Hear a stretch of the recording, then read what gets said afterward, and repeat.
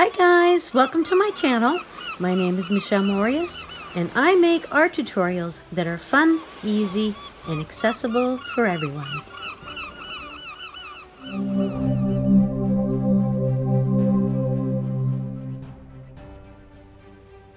Before we get into the video, please subscribe to my channel, leave a comment below I subscribed, and I'll be sure to get back to each and every one of you.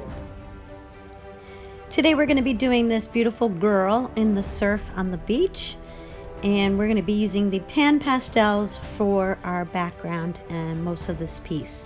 And I'm using the carbothello for the girl, and I'm using some Conti for the skin tone. So it's not so important to put in the details at this stage. We want to just kind of map in where our colors are going to be, and you'll see I'm going to go over those bright blues with some more green blues, and I just want to get a good layer of pastel down on the pastel mat. I'm using Clairefontaine pastel mat paper, so it's a lot easier to blend when you have a nice good base layer down on the paper already. So we're just trying to get that mapped in, and then we will start going in with a little bit more detail. So I'm being mindful of keeping my white areas white from the beginning. You can layer lighter pastel over dark pastel, but it's a lot easier if you keep those really pure from the beginning.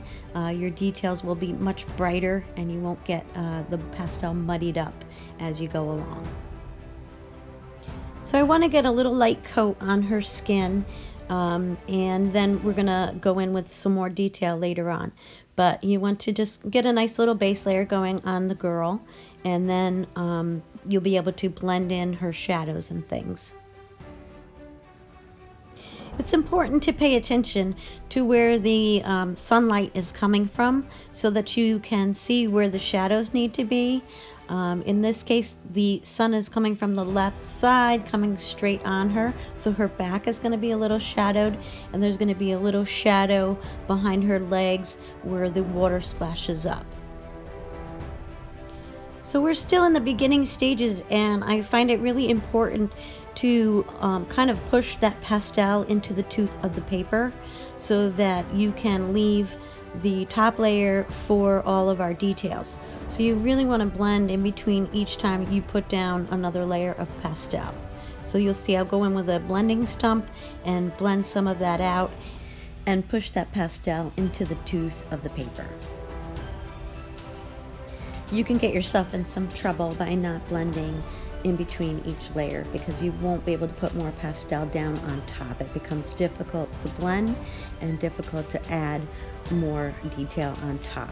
So you want to be sure to blend in between each layer and push that pastel in there, and then as you get closer to the end, it does get more difficult to get that color down.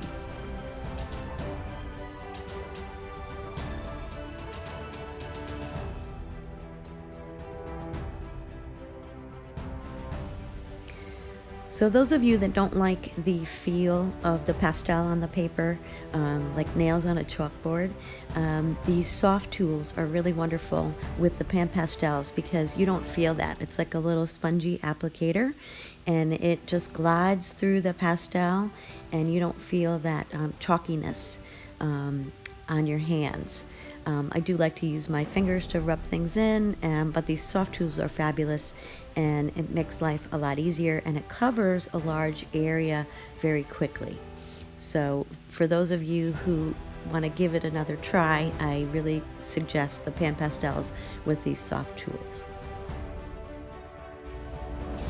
So up until now, we really haven't needed sharp pencils, but we're getting into all the detail stages now, and I like to have a nice sharp point when I go in with those fine little lines and little details on the dress and in the shadows, especially since it's quite small to get into those little areas.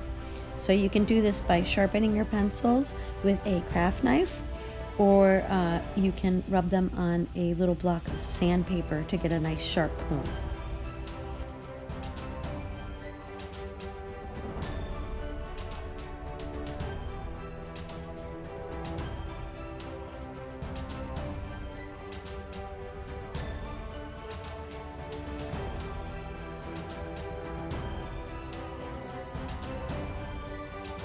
So I spent quite a lot of time on that little sandy area. I know that we've sped up this video, but I did spend quite a bit of time adding in like 3 or 4 different colors of brown to get that sandy look. And I'm going in with my skin tones and trying to put in my shadows on the girl to try to define her arms and legs and where the sun's coming from. And you'll see I'm going to go back in several times and just keep adding and blending on her skin. I think skin tone's a really hard thing to master in pastel, but we're going to give it a good go.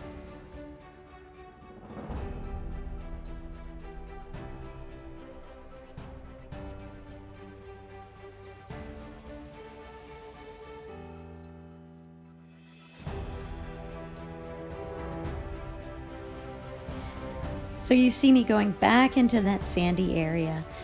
Sometimes it's the little details that really make a drawing pop and give it that more realistic touch. So sometimes you're just not done and you just gotta go in and keep working at something to give it that realistic feeling. So I'm just going back in again, and you'll see me do this in several different areas of the drawing, and that's okay, you can skip around, but I felt that it needed more attention, especially since the curl of the foam in the front is looking pretty realistic. I felt it needed a little more attention.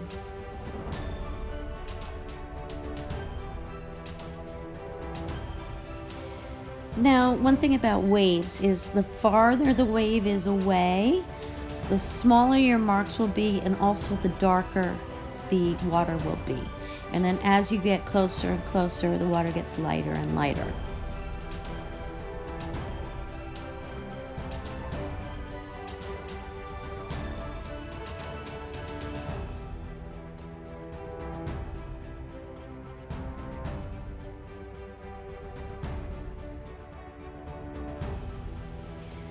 So the thing about waves and this foam, it creates like a lacy pattern, and it's not important that you get it exactly like your reference image, but just take a note of what the patterns and shapes look like and try to duplicate that. You don't have to be verbatim, but just pay attention to it and then kind of repeat it over and over again, and you'll see these little same kind of forms showing up again and again when you paint waves.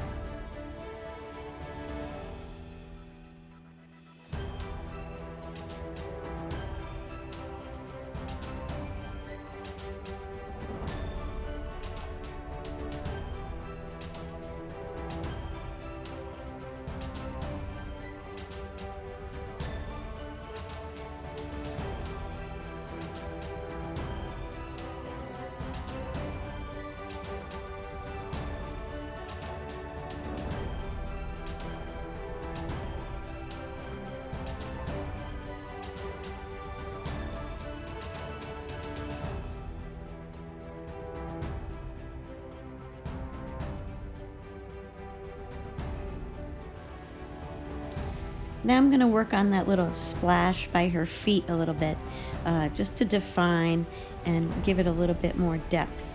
I'm also working on those waves and trying to give them a little bit more definition as well.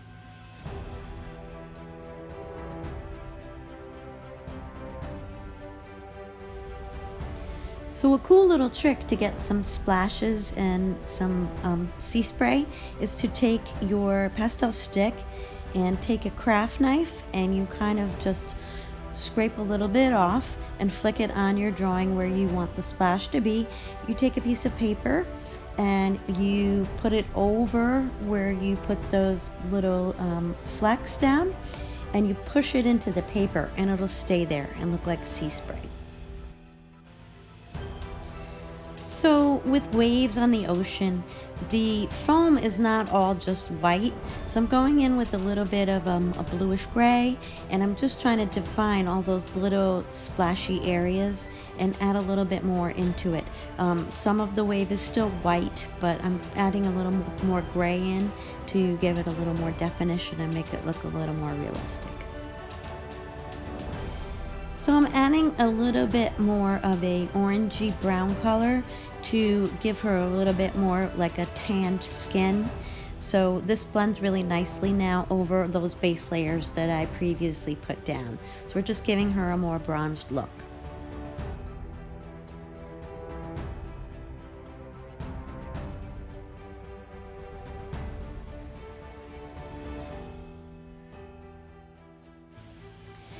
To get those splashes to pop, I'm putting my darks right next to my bright whites, and you'll get a really good effect with changing the contrast and giving that deep contrast.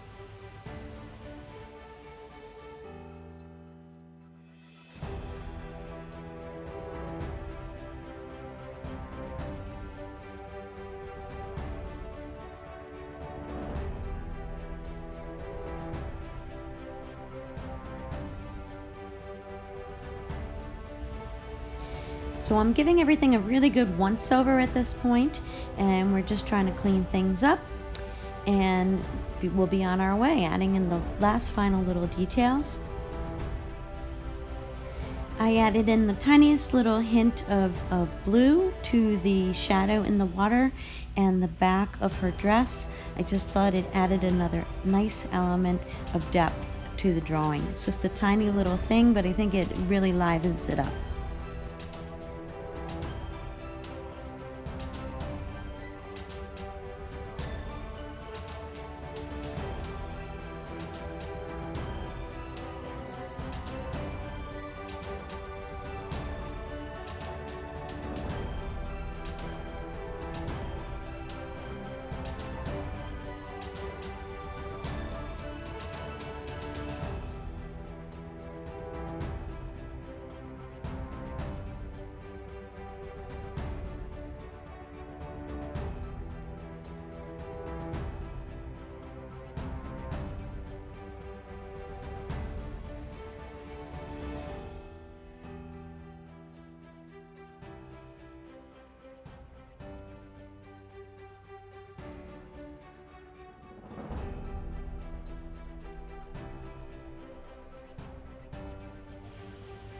Just adding a little bit more gray to define those waves, and then I'm going to save those little hands for last because they're so tiny and it's really difficult to get those little details in there. So we're just going to take our time, add our little details, and hopefully we'll be good to go.